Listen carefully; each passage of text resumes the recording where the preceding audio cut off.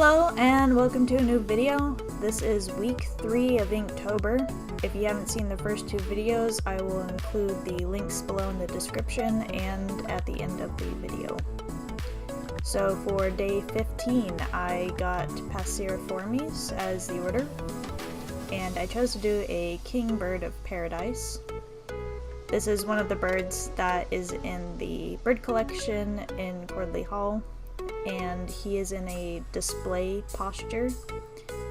So it was actually really difficult to choose a bird for Passeriformes because they make up almost half of the world's bird species. So there's a lot of really interesting birds to choose from, and I decided to go with one of the most unusual birds just to show how natural selection really can shape these animals and how it can really change the way things are. And it's not just natural selection, but sexual selection, as these birds don't really have a lot of natural predators to deal with other than humans. They have diversified into so many weird and strange shapes just from this one basic bird shape, and the Kingbird of Paradise really exemplifies that, I think.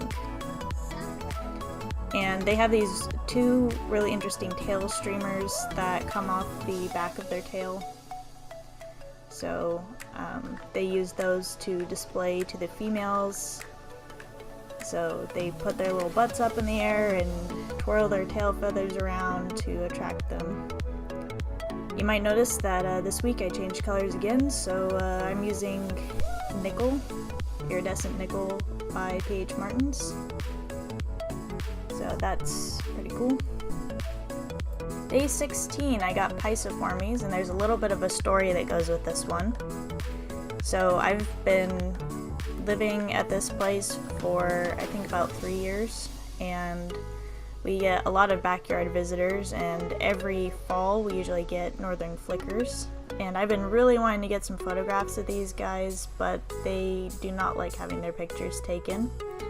And I finally got one on that day, and I happened to roll up Pisciformes, so I had to kind of paint this one.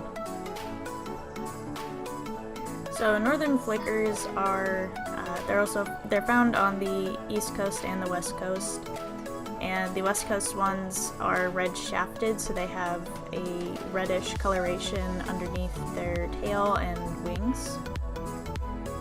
The males also have a kind of teardrop shape on their cheek, so they tend to have a red teardrop. And then the eastern ones are the yellow shafted flickers, so they have yellow underneath their tail feathers and wings, as well as a kind of black teardrop shape on their cheek. This one in particular was a female that had been hanging out eating the berries off of our trees in the backyard. And I went for some octagons for this one.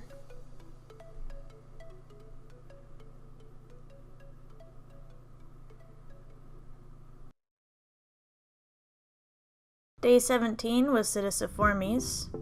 Some of you may recognize this order for having parrots and cockatoos, as well as some other smaller birds. And for this Inktober, I decided to do a pair of Budgies, mostly because they are flock birds and they live in really huge groupings together. I went to one of the local pet stores in my town to get some references. So I took a bunch of pictures, and it was a good way of getting a lot of different poses into a single picture that I could just choose from.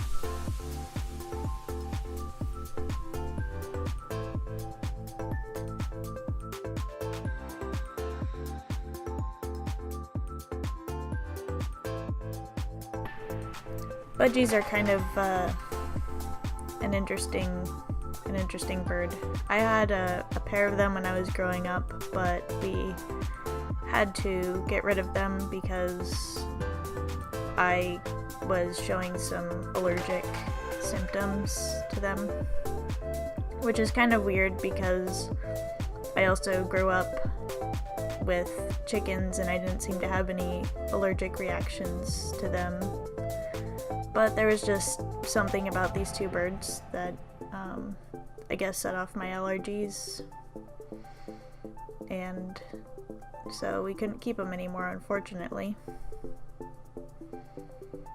And I don't know if they're actually like domesticated animals, but they have been artificially selected for lots of different color morphs and different kinds of feather growth patterns, some of which are not really good for their survival. And I also decided to do a series of small triangles for this one as well.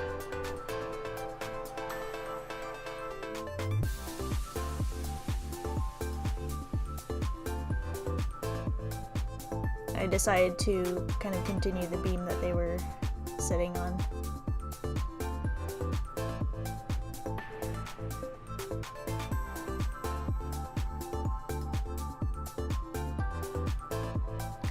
Day 18 was Apodoformes, and that is the order that contains hummingbirds. So there were a few different hummingbirds I had to choose from, and a lot of the local ones were not taxidermied very well in the bird cabinet. And I could probably understand why, because they're really small and probably very difficult to find forms for or make forms for. And this particular one is from Central America. It's a green-breasted mango hummingbird. So a lot of hummingbirds, they're both insectivorous and they feed on nectar and fruits as well. They're probably not strong enough to get through a fruit, but they would probably gladly lick up some nectar or something. There was also a scissor-tailed hummingbird there that I kind of wanted to do, but it didn't fit on the page very well.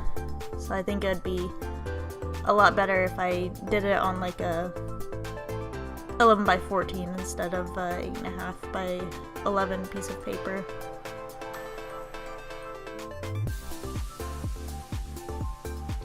And there's some more triangles in the background.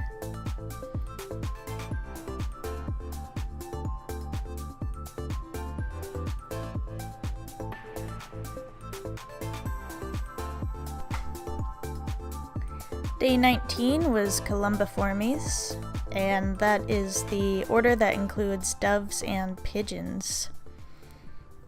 So there are a lot of species of birds in the world. As I mentioned before, the passerines have like one of the biggest amounts of diversity, but these particular birds also have quite a bit of diversity within their order. And I decided to go with the humble rock dove. A lot of people call these pigeons. Some of them have other less savory names, but the rock dove has been really important to our understanding of the world and to science. Mostly thanks to Darwin, we understand a lot about artificial selection because of the rock dove. So this particular species has been bred into many, many different kinds of breeds. Some of them really adorable, some of them kind of ridiculous. Most of the pigeons that you actually see in the cities are feral pigeons, so they're not wild. Because they were domesticated and they're still domesticated. And life is kind of rough for pigeons, like in a city. The nice thing about cities, though, for pigeons is that it mimics their ancestral nesting sites, which were cliffs and whatnot. and they have spread so far over the world that people aren't even quite sure where they originated from. So they also have a pretty important impact on humans in our lives as well. People used to use them to deliver messages, and people still keep them as a hobby and as pets. So pretty cool birds. Day 20 is Suliformes, and this is not part of the simplified classification I've been going off of. They are pretty closely related to pelicans, but it was only about a decade ago that it was decided that they should have their own order. And when I'm referring to they, I'm referring to cormorants, frigatebirds, boobies, and their allies.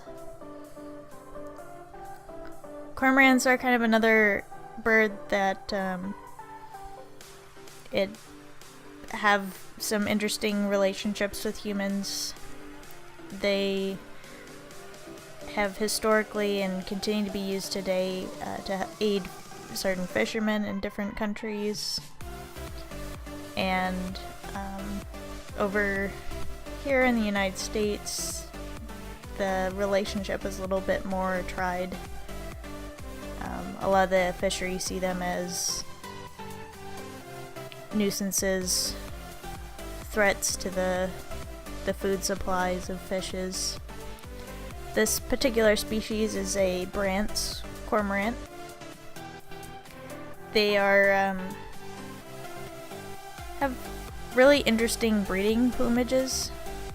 So they have this throat patch that is underneath their beak, and that is a bright blue when they're breeding. And then they also have some wiry kinds of feathers that are really light yellowish white colors that come off of their head and their back. I really enjoy painting them because they're strange birds. And they have just really interesting facial features and shapes. One of the first things that I did with my ink set in 2013 was a double-crested cormorant skull. And then later, from the same cabinet that I've been using for most of these pictures, I drew the double-crested cormorant. And I also accidentally made the eyes the wrong color because the taxidermist had chosen the eyes to be a red color, and they're actually a really bright blue. The double-crested cormorants as well have a bright, almost neon blue mouth on the inside. So they're kind of weird.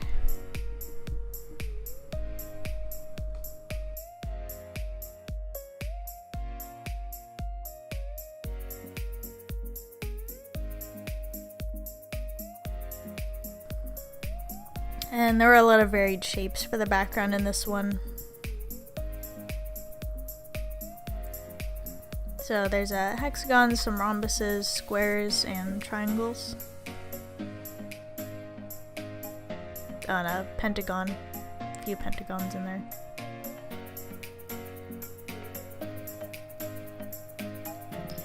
And the last spread this week, so day 21, the order was Cuculiformes. And this is a pretty diverse order. So it contains cuckoos, but it also contains a whole range of different birds with different kinds of lifestyles. And the bird that I chose from this order is the roadrunner, the greater roadrunner. It's really interesting because it is a ground bird. It's very different from a lot of other birds in this order.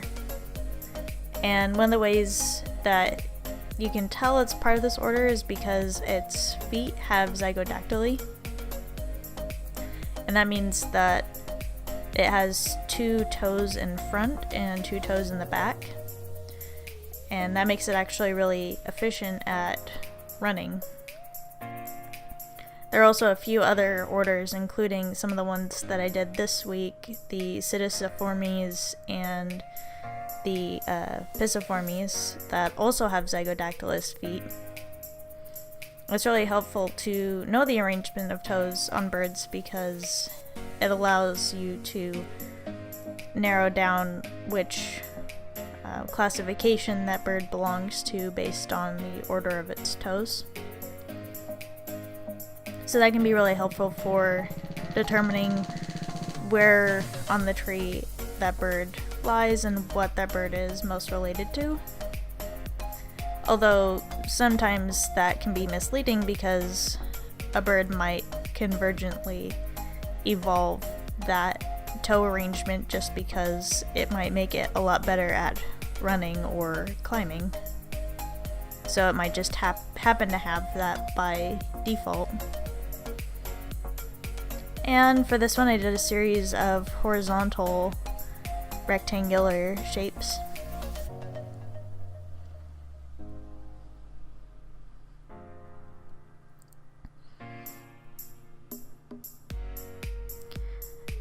So there you have it. This has been a pretty wild ride so far. We have 1 more week left to go. Here's just an overview of the birds that I did this week. So if you like this video, don't forget to give us a like or a comment, maybe even subscribe. And I hope to see you next week, and that'll be our Inktober finale.